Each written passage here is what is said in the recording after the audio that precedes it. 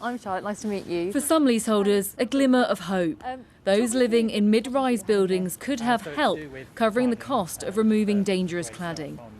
So very simply, it's the cladding at the top, the grey panels at the top, just here, they're at the top. But leaseholder Liam Spender wants to see the detail. The toll of this has been enormous, and the announcement doesn't stop it. The announcement's only a signpost to what's coming. Nothing will change immediately, and we need to act on this. It's already been 4.5 years, more than 4.5 years. A letter seen by Sky News shows that Housing Secretary Michael Gove will announce that leaseholders in buildings between 11 and 18 metres tall will no longer have to take out loans to fix flammable cladding. Instead, developers will be asked to make voluntary contributions to cover the work, costing up to £4 billion. If they're reluctant, developers can be threatened with legal action or tax. But the plans only cover cladding when many buildings have other fire safety problems.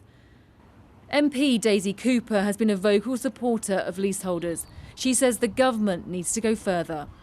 It sounds like the government wants developers to voluntarily give up to £4 billion, but it's refusing to introduce any mechanisms to enforce that particular measure. It's also incredibly worrying that the government is simply saying that this money can only be used for cladding, when we know that cladding is not the only problem.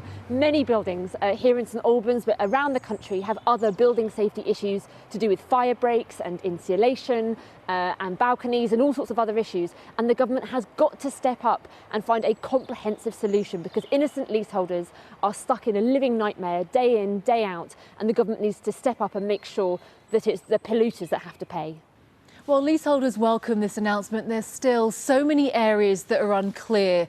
And while making the polluter pay is good in principle, it will take time. And time is not what many leaseholders have, as they face imminent rising costs of service charge bills and insurance premiums.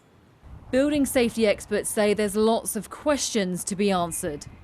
There are significant gaps for the potentially up to 1 million blocks that are below 11 metres in height that aren't mentioned, that have fire safety issues or building safety issues.